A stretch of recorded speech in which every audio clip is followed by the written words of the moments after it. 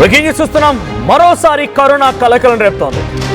తెలుగు రాష్ట్రాల్లో మరీ ముఖ్యంగా ఏపీలో 4 జిల్లాల్లో కోవిడ్ అలజడి సృష్టిస్తోంది. కోవిడ్ పాజిటివ్తో 4 ఇప్పటికే చనిపోయారు. మీరు వింటుంది నిజమే. ఇప్పుడు ఈ సమయంలో కోవిడ్తో మరణాలు ఉన్నాయనంటే ఈరోజు అఫీషియల్గా ఏపీ ప్రభుత్వం ప్రకటించిన ప్రకారంగా కోవిడ్తో 4 చనిపోయారు. వైరస్ వేరియంట్ని గుర్తించే పనిలో ఉన్నారు వైద్యశాఖ. ఇక జూన్ 26 నుంచి జూలై 16 వరకు 12 కేసులు నమోదయ్యాయి. కడపలో అత్యధికంగా 8 కేసులు నమోదయ్యాయి. గుంటూరులో 2, విశాఖ, కాకినాడలో ఒక్కో కేసు నమోదైంది. 5 నమూనాలని పూణే ల్యాబ్కి పంపించారు. సో ఒకే చోట క్లస్టర్ కేసులు లేవంటున్నారు ఆరోగ్య శాఖ కార్యదర్శి వీరపాండియన్. రాష్ట్రంలో 67 మందికి కోవిడ్ పరీక్షలు జరగగా 2కి కాంటాక్ట్ ద్వారా మాత్రమే వైరస్ సోకినట్టు గుర్తించారు. 3 హోమ్ ఐసోలేషన్లో, 2 ఆసుపత్రిలో చికిత్స పొందుతూ ఉన్నారు. ప్రజలు అప్రమత్తంగా ఉండాలని వైద్యశాఖ సూచించింది. దేశవ్యాప్తంగా జూలై 1 నుంచి 339 కోవిడ్ కేసులు నమోదయ్యాయి. కేరళలో అత్యధికంగా 115 కేసులు, కర్ణాటకలో 64 కేసులు, మహారాష్ట్ర 43 కేసులు, తమిళనాడులో 39, ఢిల్లీలో 18. ఇక రాష్ట్రాల పరిస్థితి పైన కేంద్రం కూడా నిఘా పెట్టింది. కేంద్ర వైద్యారోగ్య శాఖ కూడా దీనిపై నిఘా పెట్టింది. సో ఆంధ్రప్రదేశ్లో 4 మరణాలు సంభవించాయి. మొత్తంగా 12 కేసులు నమోదయ్యాయి.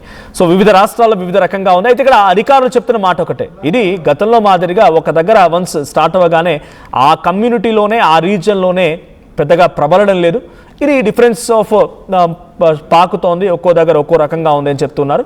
కడప జిల్లాలో 8 అంటే ఒక్క దార వచ్చిందని అంటే కంటిన్యూస్గా బ్యాక్ టు బ్యాక్ అక్కడ వస్తూనే ఉంటాయి.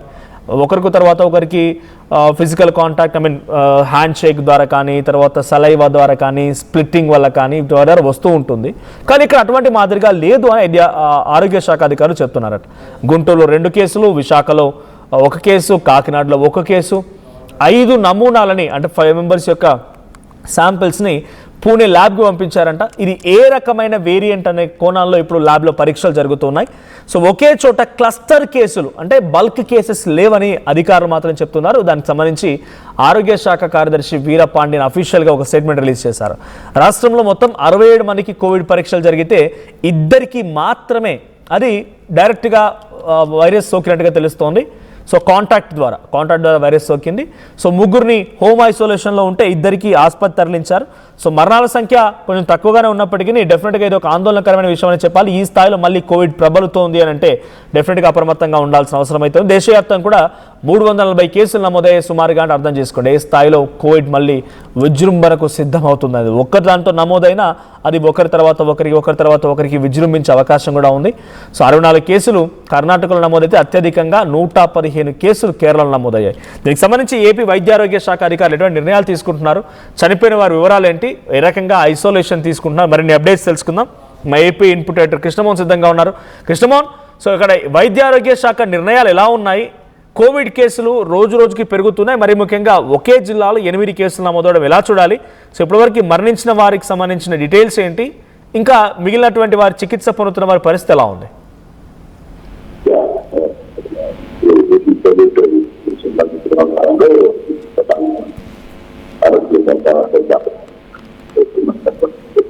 ఇప్పటికీ అంటే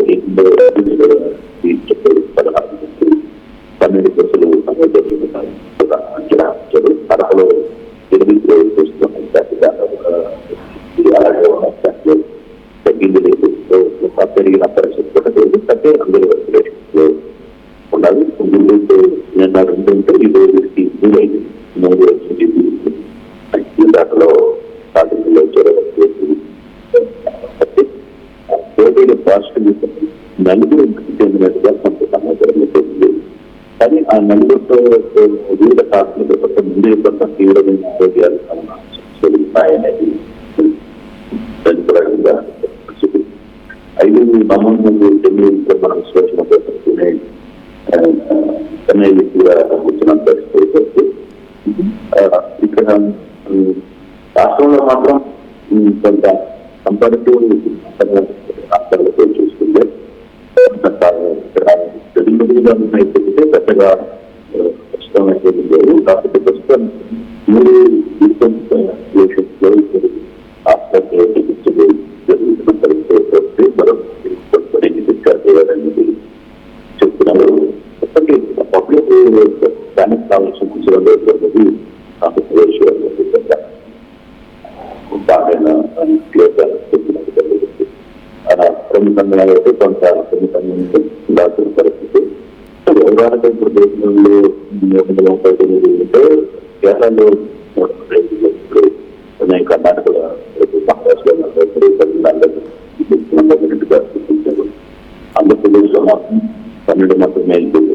అయితే కొంత రివ్యూస్ ఆంధ్రప్రదేశ్ లో స్పెషల్ గా లేదు ఇట్లా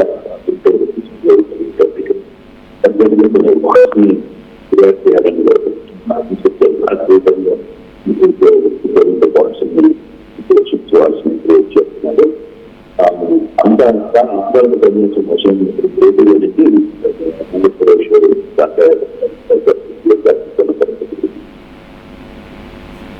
రైట్. సో వైద్య ఆరోగ్య శాఖ అధికారులు ఎటువంటి నిర్ణయాలు తీసుకుంటున్నారు అంటే ఎటువంటి విధంగా వైద్య చికిత్స అందుతోంది? బేసిక్గా దీనికి మందు లేదు, సో ఎటువంటి చికిత్స అందిస్తున్నారు ఆ చికిత్స పొందుతున్న వారికి? సంబంధించిన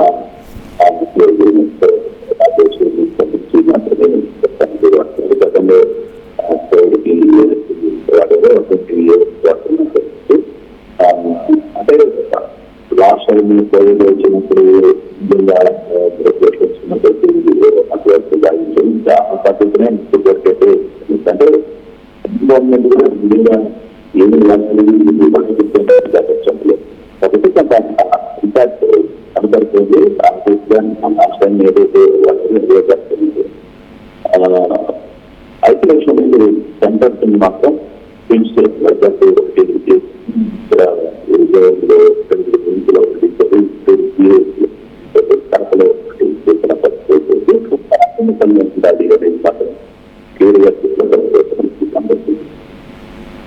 right. Thank you Krishnamohan. So మొత్తంగా ఏపీ వ్యాప్తంగా మరోసారి కోవిడ్ ఆందోళన గురి చేస్తోంది. కడపలో 8 కేసులు నమోదయ్యాయి, గుంటూరులో 2, విశాఖ కాకినాడలో 1.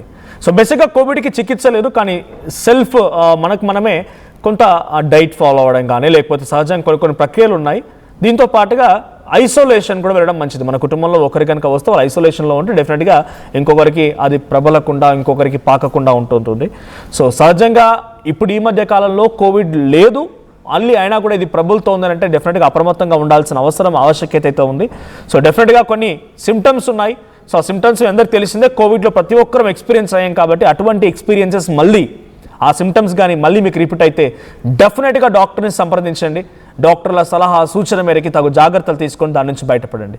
సో ఏపీలో ఇది ఈ స్థాయిలో విజృంభిస్తోంది. మరి వైద్య ఆరోగ్య శాఖ అధికారులు కొన్ని టెస్ట్ల రూపంలో వాటిని రిపోర్ట్ తీసుకోవడం కోసం పూణే ల్యాబ్స్కి పంపించారు. మరి ఏ వేరియంట్, ఈ వేరియంట్ తీవ్రత ఎలా ఉంటుంది అంటే తక్కువగా కేసులు నమోదైన మరణాలు కూడా సుమారుగా 4-5 మరణాలు సంభవించాయంటే ఇట్స్ నాట్ ఏ జోక్, ఇది చిన్న విషయం ఏం కాదు.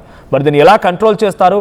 అటు సెంట్రల్ హెల్త్ మినిస్ట్రీ కానీ స్టేట్ హెల్త్ మినిస్ట్రీ కానీ ఎటువంటి విధంగా దీనిపై చర్యలు తీసుకుంటారనే చూడాలి.